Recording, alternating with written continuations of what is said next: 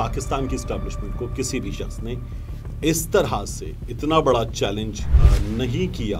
ये मुश्किल सूरत हाल मेरे लिए, मुझ जैसे लोगों के लिए, जो हालात हैं उनमें बात करने वालों के लिए है। इमरान खान साहब ने इस खिताब में पीडीएम को माइनस कर दिया। उन्होंने कहा पैदा भी नहीं होते, मैं इस मुल्क का नाम तब से ऊपर कर रहा हूँ कि he is the most popular leader in Pakistan according to the polls. Imran Khan versus military leadership, मुजरिमों को इंसाफ के कटहरे में लाना सबसे ज़्यादा ज़रूरी है।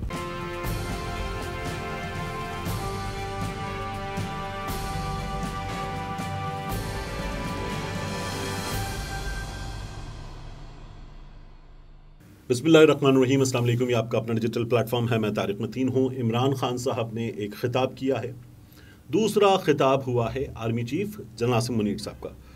दोनों तकारीर पर बात करते हैं। इमरान खान साहब ने ख़ासी मुश्किल सूरत हाल जो है वो इस वक्त पैदा कर दी है। पीडीएम को तो माइनस कर दिया इमरान खान साहब ने।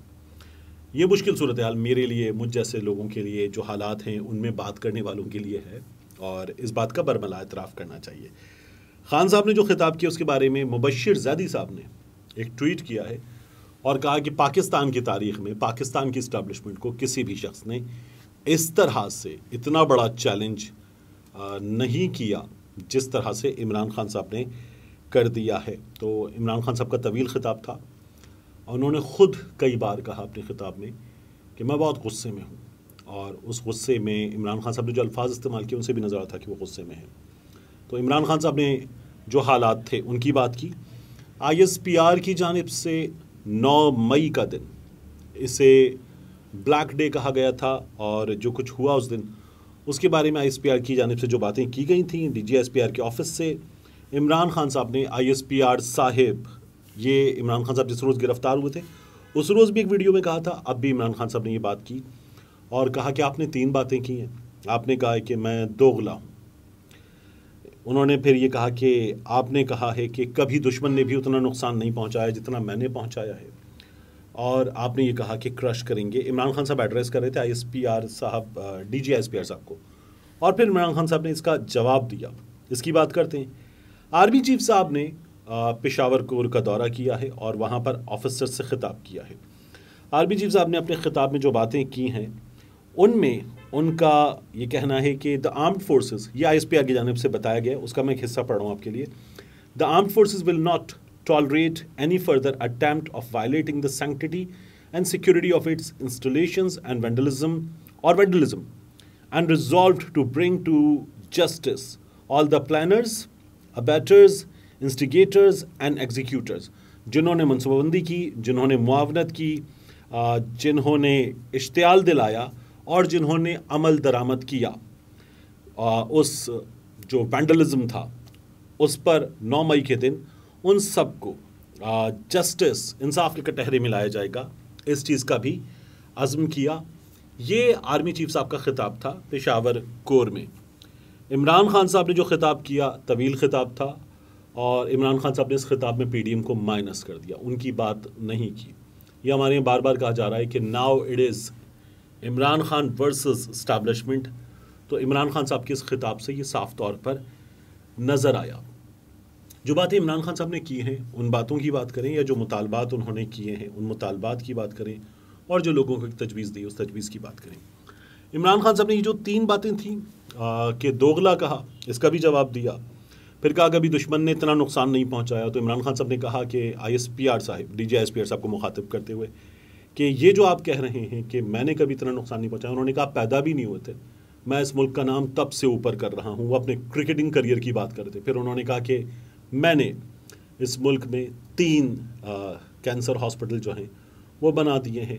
तालीम के शोबे में जो खिदमात हैं उनकी बात की इमरान खान साहब ने, और जो उन्होंने सोशल वर्क किया है उसकी बात की, और कहा कि मैंने इस मुल्क की फ़ौज को, यहाँ इमरान खान साहब बात कर रहे थे जब उसामा बिन लादेन का वाक़या हुआ तब से लेकर अब तक, उन्होंने कहा कि बार बार ये जो चोर बैठे हुए हैं इन चोरों में तो हिम्मत थी नहीं, मैंने तब भी फ़ौज के लिए बात की और हमेशा बात की, और इमरान खान साहब ये कहते हैं कि मैं आइंदा भी बात करूँगा। तो इमरान खान साहब ये कह रहे थे कि मुझ पर ये जो इल्ज़ाम लगाया गया कि कभी इतना नुकसान नहीं पहुँचाया, और उन्होंने कहा कि जो मुशर्रफ दौर में हुआ उसमें दुनिया हमें ये कहती थी कि हम डबल गेम खेलते हैं, नुकसान वहाँ पहुँचा था। इमरान खान साहब ने ये बात की, اور یہ جو تھا کرش کریں گے.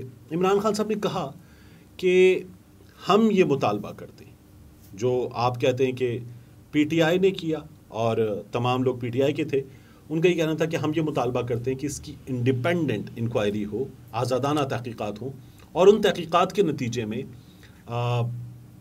ہمارا بھی اگر کچھ نکلتا ہے تو وہ ثابت ہو جائے.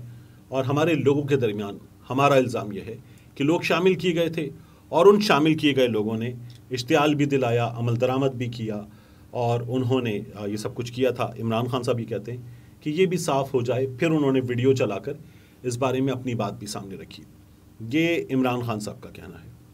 جو آرمی چیف صاحب نے خطاب کیا وہ بھی آپ نے سنا, اور عمران خان صاحب نے اس موقع پر پھر عمران ریاض کی بھی بات کی.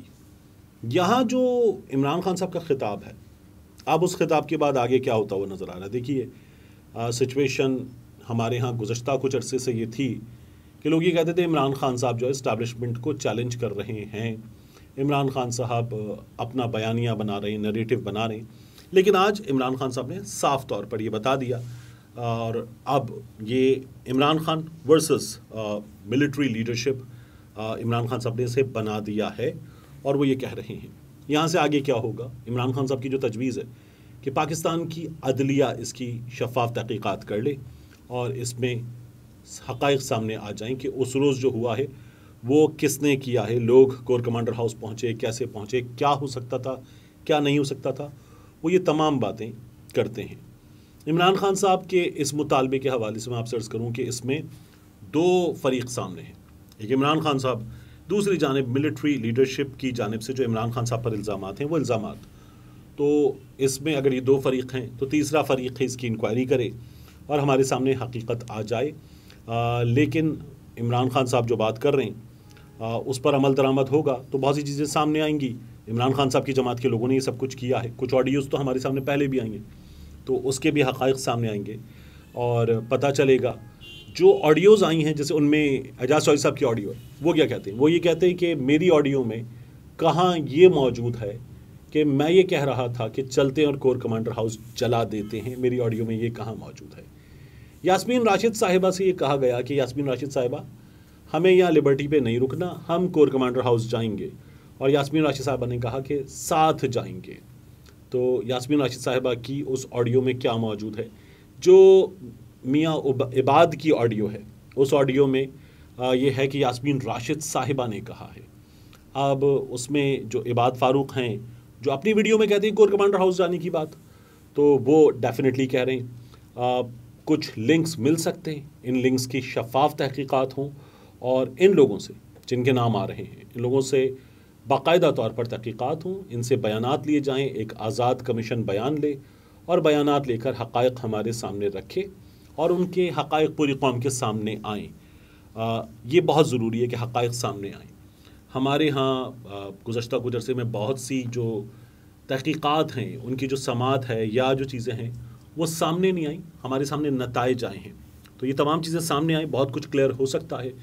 ان دنوں میں حکومت نے یہ کیا تھا, شہباز سرکار نے, کہ انہوں نے انٹرنیٹ بند کر دیا تھا, تو لوگوں تک معلومات کی جو رسائی کا ذریعہ تھا وہ حکومت نے چھین لیا تھا. صورتحال بگڑی ہے, ڈیفینیٹلی بگڑی ہے, خراب ہوئی ہے. اس صورتحال کو سنبھالنے کے لیے بہت دانش مندی کی ضرورت ہے. لوگوں نے ریئیکٹ کیا ہے, عمران خان صاحب سے کنیکٹ کیا ہے, تو عمران خان صاحب کو کیا ہم اٹھا کے پھینک دیں کہ یہ آدمی فارغ ہے پاکستان کی سیاست سے, یا وہ آدمی جس کے بارے میں مریم اورنگزیب کے سامنے بیٹھ کر ایک غیر ملکی صحافی خاتون یہ کہتی ہیں کہ he is the most popular leader in Pakistan according to the polls, ہم اس آدمی کو ہر چیز کا ذمہ دار قرار دے کے مائنس کر دیں. ان کے مطالبات سن لیے جائیں, ان کی بات سن لی جائے اور اس پر آگے بڑھا جائے. یہ شاید بہت سی چیزوں کو کلیئر کر سکتا ہے. چیزیں اتنی آسان نہیں ہیں. یہاں سے آگے بڑھنے کا جو رستہ ہے اس میں ہمیں باقاعدہ طور پر ہوش سے, صبر سے اور آرام سے کام لینے کی ضرورت ہے. وگرنہ چیزیں جس پیس پر چل رہی ہیں اس پیس پر چلیں گی تو ممکن ہے کہ ابھی کافی کچھ بگڑ چکا, مزید بگڑے. اس لیے مجرموں کو انصاف کے کٹہرے میں لانا سب سے زیادہ ضروری ہے. یہ نہ عمران خان کے لیے ضروری ہے, نہ فوج کے لیے ضروری ہے, یہ پاکستان کے لیے ضروری ہے. پاکستان میں پاکستان کا برا چاہنے والوں کی خیر ہو, نہ یہ میں چاہتا ہوں نہ آپ چاہتے ہیں. ملتے ہیں انشاءاللہ آپ سے اگلی ویڈیو.